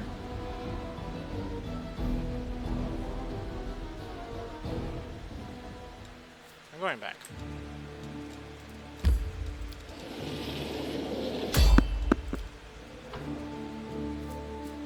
This may be kind of difficult because I'm not exactly prepared.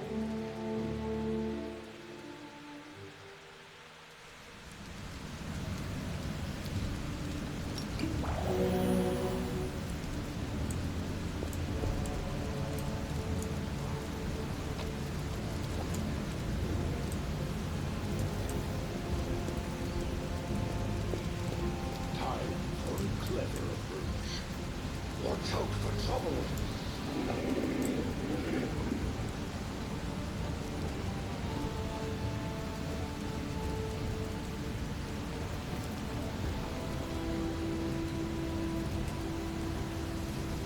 Wearing a robe? Check.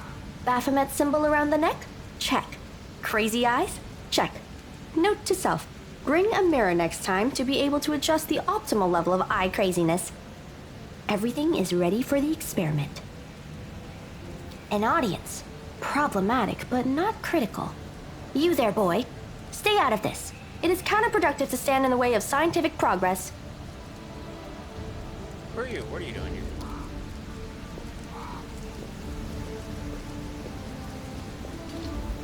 I think I accidentally took my crew out. Who's that? I don't know her. Greetings, boys and girls. I am your sister in sin, a devotee of Lord Baphomet's dark will, and so on and so forth. She looks like one of us, but she talks kinda weird.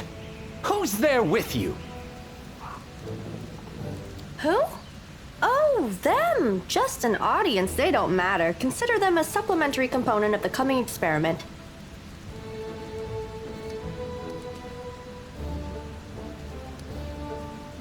In the name of our Lord Baphomet, please be so kind as to undertake a little test of your competency in our wicked cause. Let's start with something simple. So here's my first question. What is Lord Baphomet's favorite weapon? We will not answer to you. Our Lord can wield any kind of weapon. He is all-powerful. Wrong. He wields no weapons at all. He doesn't need any. He just gores his enemies with his horns. Well, I know this. Actually, it's as a ghoul, glaive made of red amante. That is correct. But still, boy, no prompting, please. This experiment has taken quite a surprising turn. I would never have expected the followers of the great Baphomet to be baffled by such a simple question. Fine. Let's recalibrate the difficulty and proceed with the next question. Please name Lord Baphomet's sacred animal. A bull! Of course, everybody knows that. Yep, and a cow.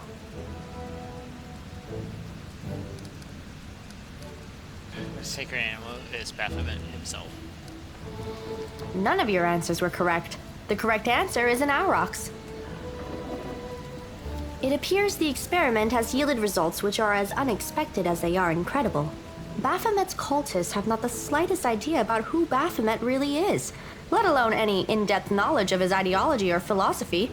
I'm positive that this news will cause a sensation in widest scientific circles. Damn it, she's right. I'm a shitty excuse for a cultist. And my mother used to tell me to become a plowman. Hey, take it easy. We've only had 2 questions. You there, come on, ask another one. We'll get the next one. Is there any sense in continuing? You cannot answer the simplest of questions. I am ashamed of all of you, as cultists and as individuals. Please, ask again. I can answer. I'm sure I can. How do you spell Baphomet's name? B-A-F-A... Oh, screw it. To hell with Baphomet. I thought it was gonna be fun, but instead there are all these questions.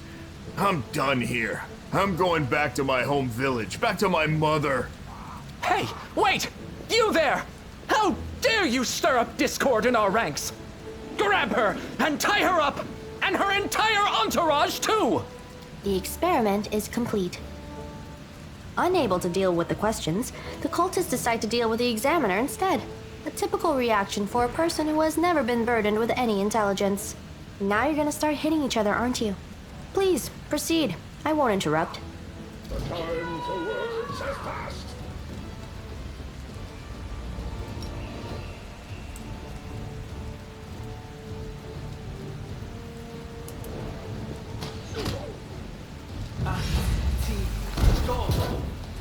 I shall this is Here, I need to go back to quick save. Load. I think I took my crew out.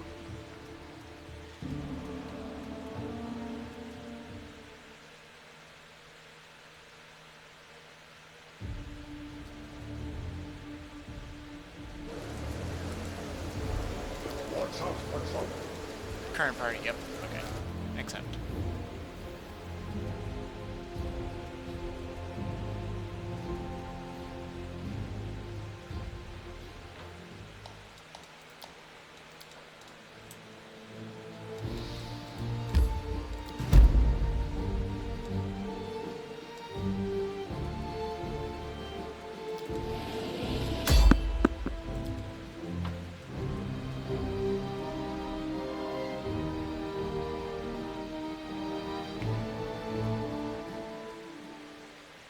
We are the light. They are the darkness.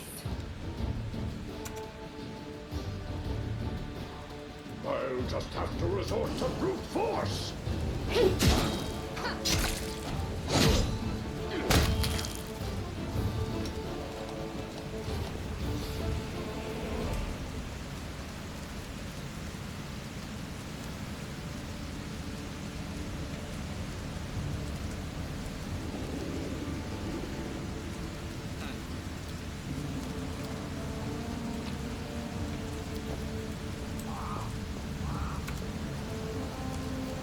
Keep your calm.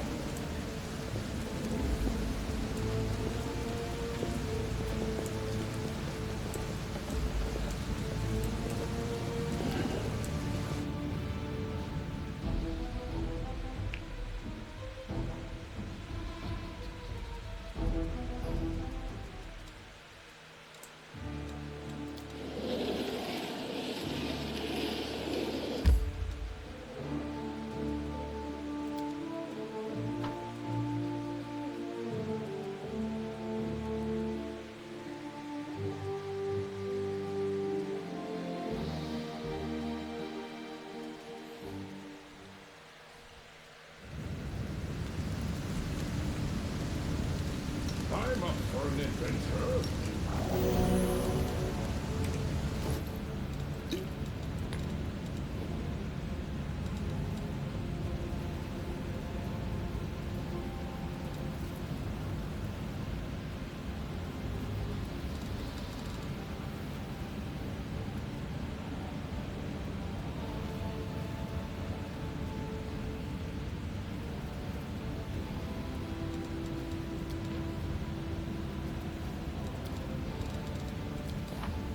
Alright, spellbook.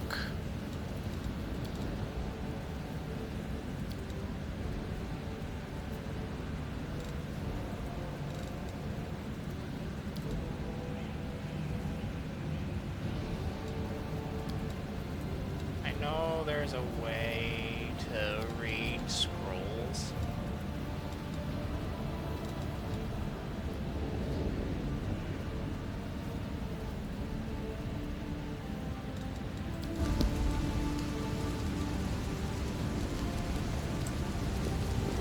There are many roads to success.